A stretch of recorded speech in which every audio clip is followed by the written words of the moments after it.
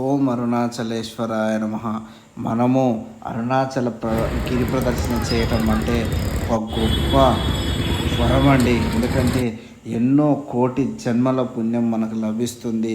ఆ అరుణాచల శివయ్యని దర్శించుకొని చుట్టూ ఉన్న లింగాలను దర్శించుకొని ఆ గిరి ప్రదర్శన మనం పూర్తి చేసుకున్న తర్వాత ఆ అరుణాచల శివయ్యని మనం దర్శించుకోవడం అంటే ఒక మహా అద్భుతం అండి.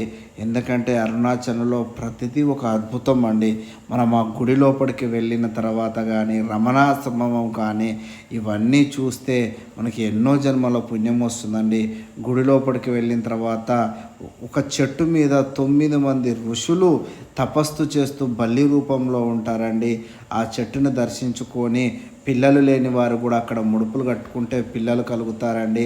అలాగే మీరు కూడా ఒక్కసారి ఈ అరుణాచల గిరి ప్రదక్షిణ చేయండి. మీకు ఎన్నో కోటి జన్మల పుణ్యం లభిస్తుంది.